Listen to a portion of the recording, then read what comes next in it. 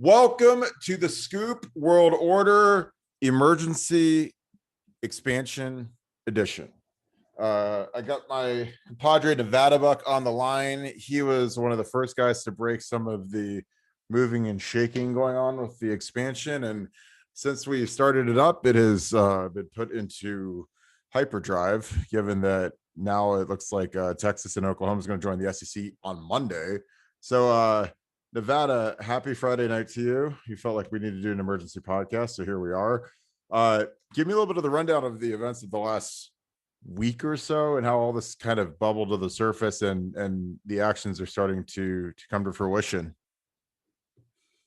Yeah, I'll take it back a little bit longer than that. About 6 months ago, the Big Ten Committee on Expansion met for the first time in almost 2 years. And it was kind of, we put a nugget up about that. We talked about the meeting, about some potential targets, about what they talked about. And it seemed at the time that the timing was a little curious because we weren't sure why they were doing that, what that was all about. And you trace this back now, and the Texas-Oklahoma conversations with the SEC were just starting at that time. And so, I don't think that's coincidental. I don't think it's some sort of happenstance. I think the big, and my information is that the big, it had information that there was something in the works and started to try to get ahead of this process, because make no mistake, Texas and Oklahoma to the SEC is seismic. It's the biggest thing to happen to college football in the past 50 years. I mean, this is a very, very big deal. And I think this will have far-reaching implications beyond just the Big 12. And I think this is going to reshape the entire structure of college football. And it's, for Ohio State fans, it's going to have a great deal of impact, and there's going to be a lot of change and a lot of things to keep up on for sure. Yeah, I mean, we used to kind of make a hollow argument that the Big Ten was competitive with the SEC, even though we know the SEC has been the number one conference for however long, 15 years or so. But now adding Oklahoma to the fold, and if Texas could ever get out of its own way and get back to being what they used to be, I mean, SEC is monumentally the best conference in America now. I mean, you agree with that, correct? Yeah, I don't know how you could. I think they've been the best conference before you add Oklahoma and Texas, and with the addition of Oklahoma and Texas, they just put further distance between them and the pack for sure. Yeah, it's going to be interesting, like recruiting issues, with kids now. Kids, they had that thing about they want to play in the SEC, and now it's like you get a big swath of Texas. I mean, do you worry at all? I mean, I don't worry about Ohio State, but just as a Big Ten conference overall, how it could affect recruiting with kids really wanting to really stay in the SEC now because of adding these two juggernauts to the already formidable SEC. I mean, it's not going to hurt their TV contracts. It's not going to hurt their national perception. How do you think it affects recruiting in the long term for the rest of the conferences, adding these two schools to the SEC? Well, I mean, I think this is going to be something. I normally don't put a lot of stock in this stuff, and to your first point, will it really hurt Ohio State on direct recruits right now in Texas? No, but long term, unless the Big Ten makes a move, unless the other conferences make a move, I mean, the SEC is the glamour conference. There's just no two ways about it. They are the glamour conference right now, and I think that's going to turn the head of a lot of recruits, potential recruits, and kids that want to play on the biggest and brightest stage. I mean, right now, you are what your score says you are, and the SEC has made some big, bold moves. And this is big, and this is bold, and I think it'll have impacts on recruiting all the way down the line. Yeah, I mean, because one of the big stats that they like to trot out, and rightfully so, is number of picks that go on to the NFL, number of their recruits that go on to the NFL, number of first rounders in the NFL. So it's like you add Oklahoma to the mix, and you look at their quarterbacks they've put in the league just over the past couple of years, and how they're all playing well in the league. They're all starting in the league. Plus, their skill players are great. They've had great linemen. And Texas, like I said, if they ever get back to being what they used to be a pretty easy funnel straight to the NFL. So they're going to significantly get increases from those two programs. So I don't know if you were the commissioner of the Big Ten, which we could only dream that someone as smart and competent as you as our commissioner, what would be your counter to the SEC, basically, making this incredible move of adding two premier programs to their conference? Well, I think you've really got to look at what's realistic. When you have these conversations, you can't have conversations about dream scenarios and things that just can't happen. And the reality is, right now, with a lot of the ACC teams, or with all the ACC teams, primarily UNC, which is the big prize out there, they have an issue of grant of rights, and their grant of rights, they've granted their rights to the television deal to so they can leave, but their rights stay behind. So, and that runs through 2035, I believe. It's into the mid 2030. So, I don't think you can talk about any ACC teams with any type of seriousness, because that's just so far out in the future, and so that's not going to happen. So, given that, you've got to look out west, and whether it be Midwest or West or whatever, you start with the funnel of, it's got to be an AAU member. That's important to the academic side, the research side, and the academic reputation of the institution. And so that really leaves you with schools like Stanford, Cal, Washington, USC, UCLA, Colorado, Kansas. These are some of the targets. And I've got a very, very credible source who was leading me on all the stuff with COVID and the Big Ten last year. And he's insisting to me that USC, UCLA, Colorado, and Oregon are absolutely in play, and that Stanford and Cal are listening.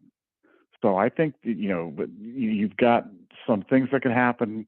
I mean, you could basically end up with a de facto partnership between the Pac-12 and the Big. They've got a long-standing relationship. They've obviously shared the Rose Bowl relationship for many, many years. But you could see almost like a merger of these two conferences going forward to kind of countermand what's going on with the SEC. And I think that that's probably the most likely scenario. I think that's probably what would happen. Let's put it this way: if Jim Delaney was the commissioner, I know that would happen. With Kevin Warren in the leadership position, I'm less certain, because I think this just takes bold leadership, and I'm just not sure we have it. But I think that's the play. The play is to cherry pick the best teams from the pack and try to merge them together to counterbalance what's going on down in the SEC. Yeah, I think at this point you have no choice except to be bold. You have to swing for the fences. You have to go after Southern Cal, go after Oregon, go after, I Colorado's not much of a power, but my God, would our fans love to have, a trip out to Boulder, Colorado every few years, because that is a beautiful stadium. My in-laws lived in Boulder for a long time. They just moved to Florida.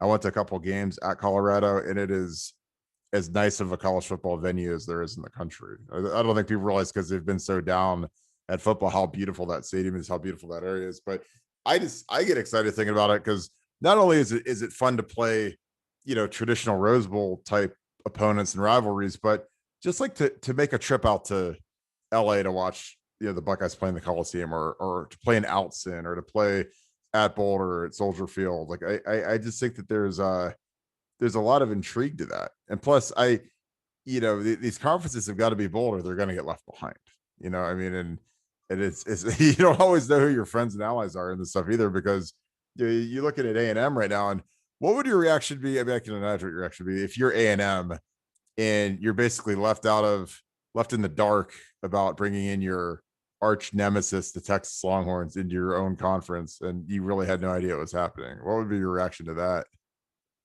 Well, we know, in that scenario happened, and Yeah. to make it even worse, when A&M joined the SEC, they were assured they'd be the only college from Texas in the SEC. Mm-hmm. So, the feeling of outrage that they have over that happening, is real, and we're seeing that play out in real time. So it's, right now, everybody's kind of running for a lifeboat, and everybody's, having to try to do what's in their best interests. And, for the Big Ten, I would go for, the coast to coast. Big Ten football is played from the Pacific Ocean to the Atlantic, and you could do that. You land at USC, you land at Colorado, you land in Oregon, and now you're playing all the way from New Jersey to California. And I think that would be a good counterbalance to what's going on down in the SEC. But I agree with you. It's not time for small measures. This is time for big swings, for bold initiatives and for dynamic leadership. And again, I don't want to sound like a broken record, but I'm not a fan of Kevin Warren. Haven't been a fan of Kevin Warren. I thought his performance at the Big Ten Media Days this week was abysmal. And the fact that he had 6 months or whatever it was to work on messaging, to work on a script, and know what questions were going to be asked of him, and then he answered the way he did about how he wouldn't change a thing and how he did everything perfectly. It was embarrassing. It was embarrassing for the conference, and that guy's an embarrassment. So big problem, bad leader. So hopefully somebody can step into the breach and pull out a miracle for the Big. I can't believe that, given everything that went on, and you look at the leadership of Greg Sankey, who I think is an outstanding commissioner of the SEC, and how he was, steadfast. We're going to play football. We're going to test the kids, but we're going to play ball. And there was really no wavering from the SEC the whole way. And then you look at, Kevin Warren has a chance at the pulp say, I wish we would have just had training camp. I wish we would have gone through with the season. I wish we wouldn't have jerked these kids around and locked them up like prisoners, and had these thresholds that had to be met that no other conference seemed to be having as many issues as we did with. And no fans in our stadium, but in the ACC and SEC there's fans in the stadium. It was almost insane that he said, if he had just come back and said, looking back, I think there's a lot of things that we could have done better. We shouldn't have deprived the parents of being, our poor kids at Ohio State, their last home game ever that they played in was literally in front of an empty stadium. Their own parents couldn't even come into the stadium. The level of insanity that we reached last year was almost comical. But the fact that he couldn't recognize that and say, hey, we effed up last year. We should have been like the SEC. We should have been like the ACC. We should have played. We should have had fans in the stadium. It's startling. So give me your best case, worst case for the Big Ten. Obviously the SEC is adding 2 A+, caliber programs with Oklahoma and Texas. Give me your best case for the Big Ten over the next 6 months or so. I think the best case is SC, UCLA, Stanford, Cal, Oregon, Colorado. I think that's the best case. I think the worst case is nothing. I think the middle case is and this is middle with leaning towards nothing, is adding Kansas and Iowa State, because they're both AAU members and they're both, looking for a home given what's happened with the Big 12. But again, that would be, in my opinion, that would be a bad thing, because I'm not sure how that enhances the Big Ten and in this new media deal. I'm not sure how adding Kansas and Iowa State helps you make more money. I just think you're splitting the pot, 2 more ways, and I'm not sure that economically makes any sense to anyone. So it's almost like swing big or do nothing. And if you do nothing, you risk irrelevancy. So you got to swing big.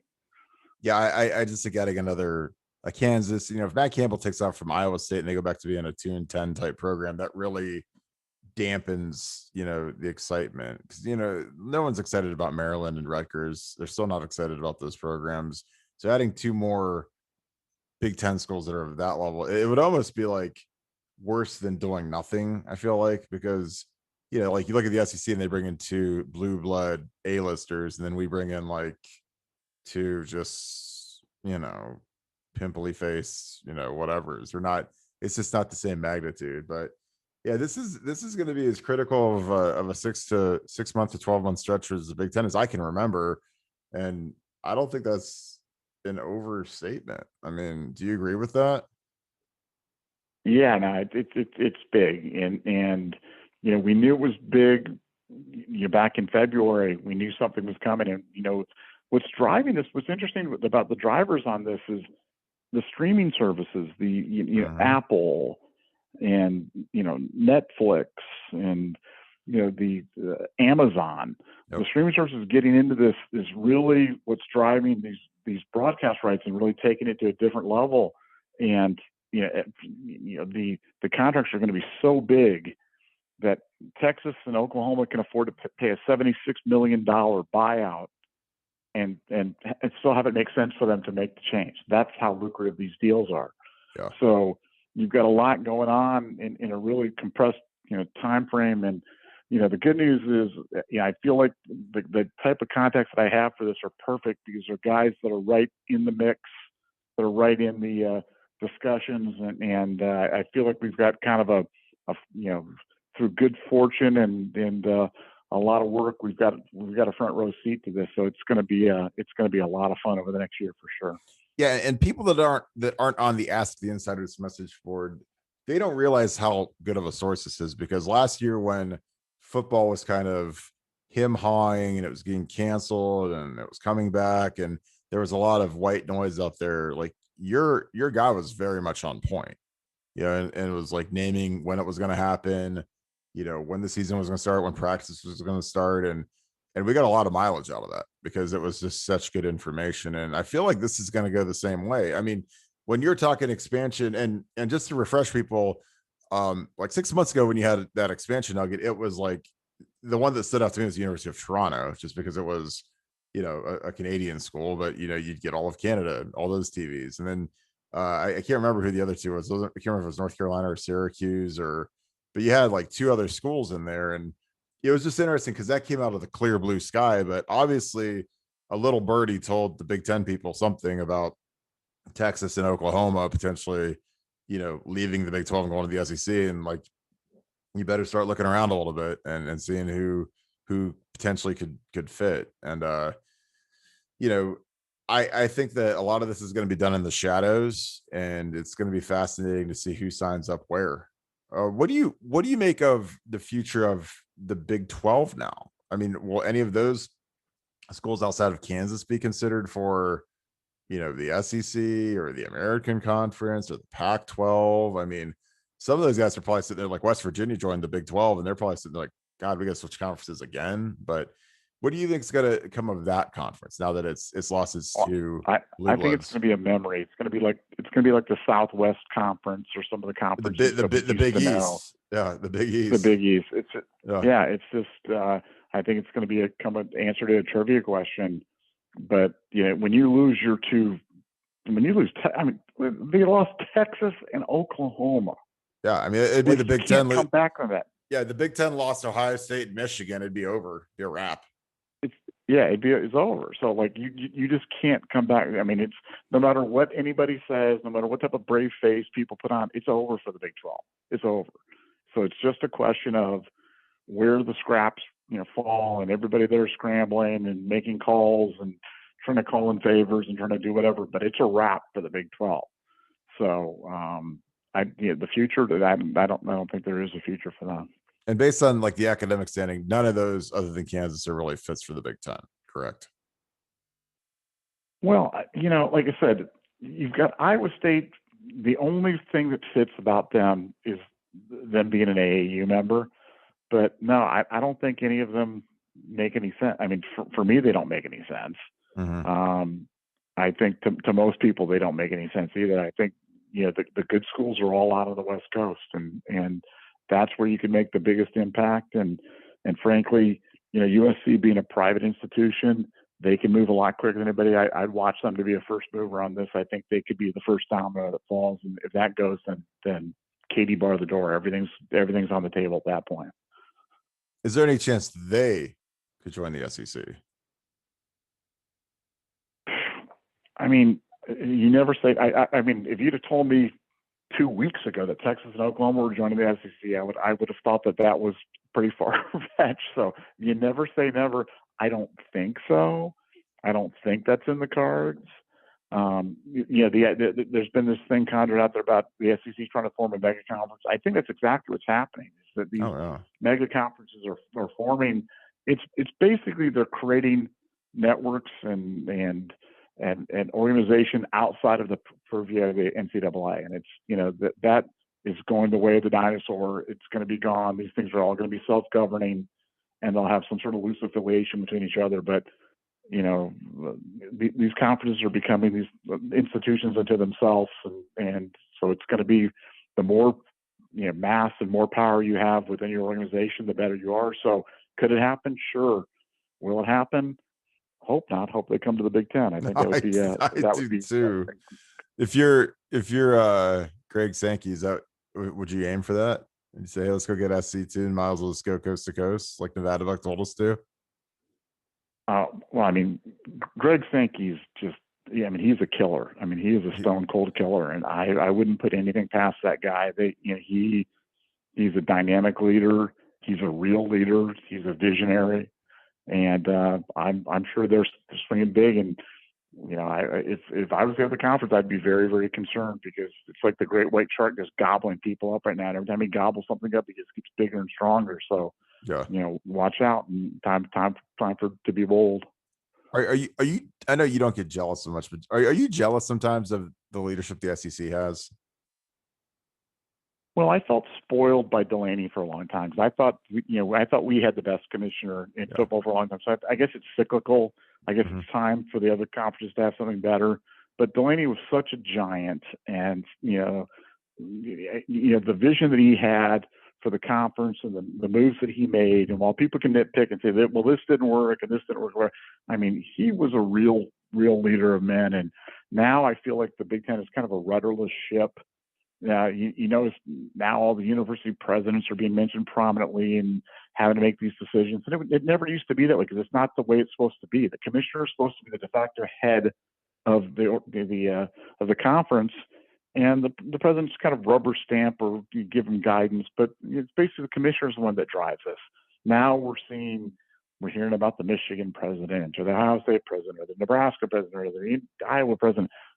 That's because we have such a weak leader in Kevin Warren.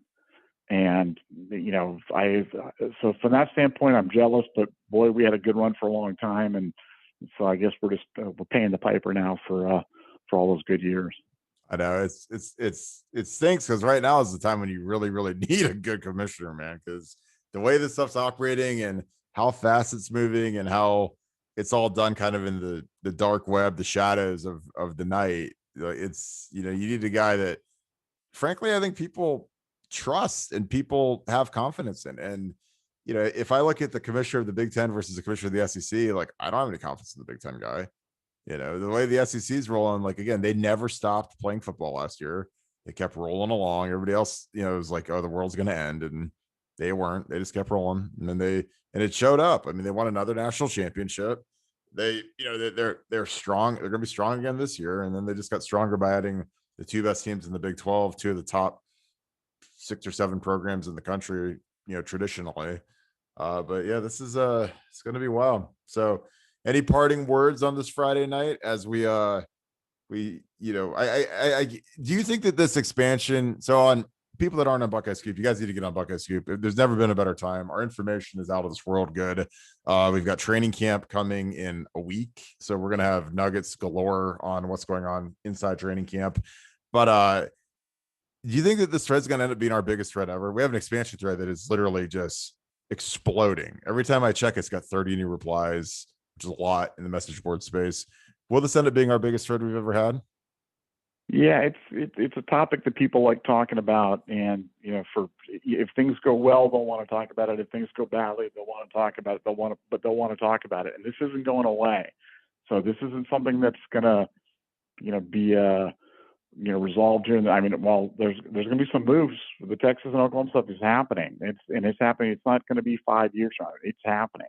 So the stuff's going to be happening in the short term, but there's going to be some medium term, some long term moves, and like you said, the SEC's just swinging big, and I expect the Big Ten to respond, and I think people are going to get a front row seat on our board. So it'll be a lot of fun, and that thread's going to be a lot of fun for sure. Yeah, because the interesting thing is obviously, as Ohio State supporters, we want Ohio State to play in a great conference. We want them to play great opponents and have their best chance of winning a national championship. But the fallout of this is like, it's always going to be interesting to see what these teams that are at these kind of deserted ghost town conferences, like where do they end up? How do they form up? Like where does, like Oklahoma State end up? Where does West Virginia end up? Like that's not as big of a deal, obviously, to an Ohio State supporter, but it's still interesting. I mean, do they join the American? Do they join the Big 12 or the Pac 12? Do they make does a new conference come like the American Conference showed up? And, that's not a huge deal, but it's always interesting just to see kind of who gets left where. And, I feel bad for like Oklahoma State and Baylor. I mean, they're like looking around like, well, we're never going to make the playoffs now because now we're not even like a Power 5 conference anymore, essentially. I mean, they're going to get looked at like they're the American Conference without Oklahoma and Texas carrying the load. So, but dude, I appreciate you. I mean, I have a feeling we're going to be doing another one of these on expansion maybe tomorrow, but definitely Sunday. But Scoop family, I hope you enjoyed this, man. This was an emergency broadcast about the expansion deal. Thank you, Nevada, as always, for your insight and your inside info, because I mean, there's never been a better time to be a part of the Scoop and to get the information, because Nevada's sourced up on this one. So all my Scoop World Order folks, you have a great weekend, and I will see you guys again very, very soon.